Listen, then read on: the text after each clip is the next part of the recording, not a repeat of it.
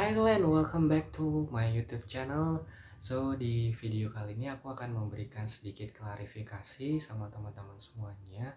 Kenapa belakangan berbulan-bulan aku tidak melanjutkan untuk membuat konten, khususnya terkait perkebunan kelapa sawit dan juga tips, trik, kemudian tentang interview di perusahaan.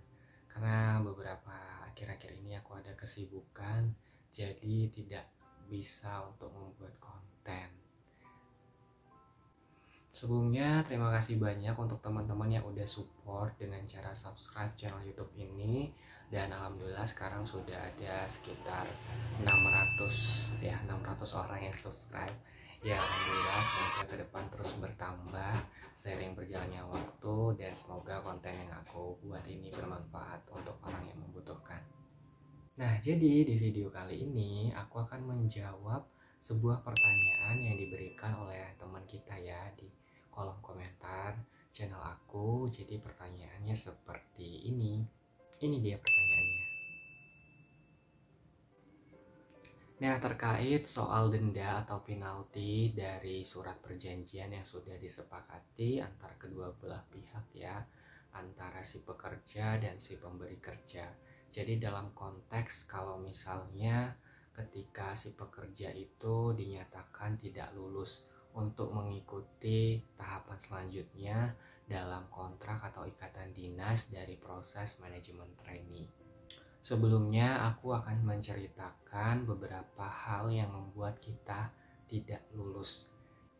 Nah, mungkin yang menjadi penyebab faktor orang tidak lulus saat mengikuti training itu dikarenakan mungkin masalah nilai ya.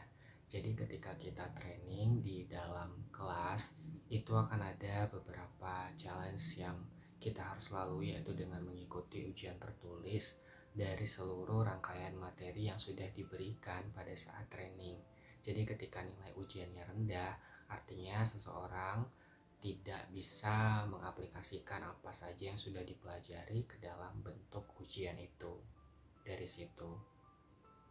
Nah, selanjutnya mungkin pihak trainer menilai bahwa sikap, tingkah laku, kepribadian kita atau karakter kita selama menjalani training tersebut tidak sesuai dengan yang diharapkan atau tidak sesuai dengan value atau culture untuk pekerjaan tersebut. Jadi misalnya kita ini kurang disiplin, tidak excited, tidak antusias terhadap hal, jadi itu akan berkaitan ke depan dengan sepak terjang kita untuk pekerjaan itu. Nah, selanjutnya ketika kita menjalani on the job training, ini ada juga beberapa faktor, misalnya pimpinan di perusahaan tempat kita on the job training memang tidak menginginkan kita, artinya dia melihat, mengevaluasi bahwasannya kita itu ke depan tidak akan cocok untuk mengisi sebuah posisi di perusahaan tersebut ya. Jadi itu bisa membuat kita tidak lulus. Nah, mungkin itu beberapa faktor yang menyebabkan seseorang ketika mengikuti training itu dinyatakan tidak lulus ya. Nah, balik lagi ke pertanyaannya, apakah si peserta terkena denda ketika ia dipulangkan atau dinyatakan tidak lulus oleh si pemberi kerja? Tentu saja ini tidak dikenakan denda. Yes, tidak dikenakan denda. Jadi kenapa tidak dikenakan denda? Karena sesuai dengan perjanjian si pemberi kerja itu memutuskan hubungan kerjanya kepada kita si pekerja. Jadi dinyatakan tidak lulus dan tidak akan dibebankan oleh biaya penalti ataupun denda yang sudah disepakati sebelumnya. Nah, berdasarkan dari pengalaman aku nih ya, jadi teman aku tuh ada yang dipulangkan atau tidak dinyatakan lulus. Nah, ini malahan mereka mendapatkan akomodasi pemulangan tiket sampai ke head office.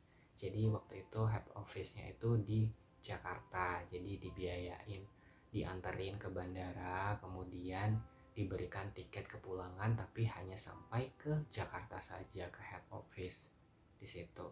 Jadi di situ dia bisa mengambil, misal kalau misalnya ada surat-surat berharga yang ditahan, jadi dia langsung ambil di situ, kemudian balik ke domisili asalnya, misalnya di Jawa atau di Sumatera Utara seperti itu. Jadi ya udah bebas, karena dinyatakan oleh pihak si pemberi kerja, kita dinyatakan tidak bisa melanjutkan untuk mengikuti tahapan selanjutnya seperti itu.